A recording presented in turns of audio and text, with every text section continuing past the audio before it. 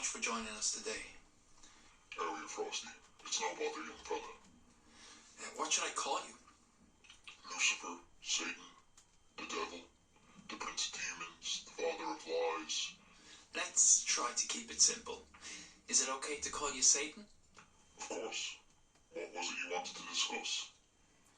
We've been exploring the theme of marginalisation in college this term, and I wanted to apply it to family, which manifests as scapegoating within a family group. And of course, you came to mind as an iconic example of that. Yeah, I suppose so. Is that something you would feel comfortable discussing with us today? I've always believed that expression outranks suppression. How would you describe your experience of marginalisation within your family? God is good. Well, that is until you stand up for yourself and speak your mind. Some people resolve conflict by pushing their opposition as far away from them as they possibly can. I was uprooted and booted. That must have been a painful and isolating experience for you.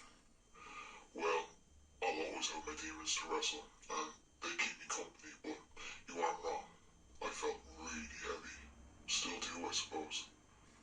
I imagine the burden of dysfunction being placed on you certainly is a heavy one. You are carrying a lot. Yeah, I try to take it in my stride, but it isn't easy. I feel as though I'm always cast in a negative light. None of my successes are ever recognized.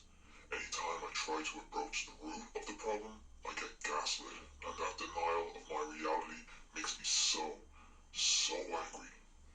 I can see how that would be emotionally damaging and lead to deep wounds. I try not to identify as the victim, but yeah, the wounds run deep, and I'm not sure if I ever learned a healthy way to bring attention to that. So I lash out at those who surround me down here and justify doing so by believing that they deserve it. Have you managed to find any positives while processing this? I suppose at my most understanding, I can assume that my marginalisation was born out of a desire to protect the rest of the family. Doesn't make me feel any better about the situation, though. Of course.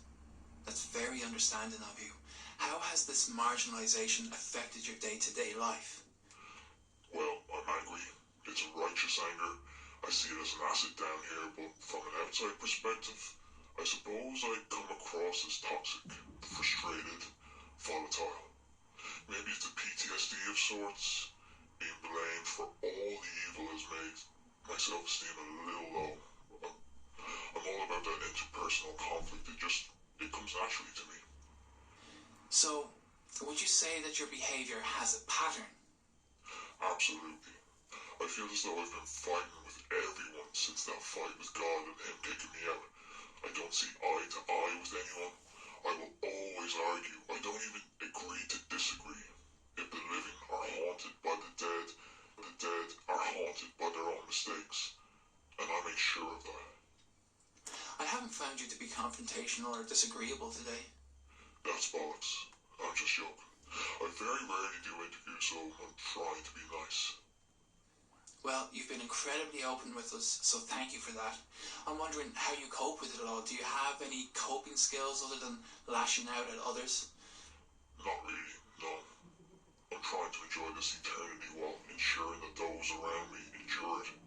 I say present because the present is the point at which time touches eternity. You don't apply any foresight at all? Fear looks ahead, and I have nothing to fear. Aren't you afraid that your situation will never change, that you might miss opportunities to grow or to heal? I am ferociously independent, and there's a stubbornness that comes with that. I accept myself, I accept the resentment from others, the loneliness, the frustration. I tell the truth, and people don't like it. I question the system, and the system abandons me. Family scapegoating is a damaging pattern. Would you consider practicing self-compassion? Is that really necessary? Learning to love yourself is challenging, but it can help you counteract the turmoil you've experienced as the family scapegoat. Is all that discomfort truly yours to sit in? This interview is beginning to sound a little like a therapy session. Let's call it a day. Okay. Thank you for your time today. It's deeply appreciated. I hope you found acknowledging your first-hand experiences today to be a freeing experience.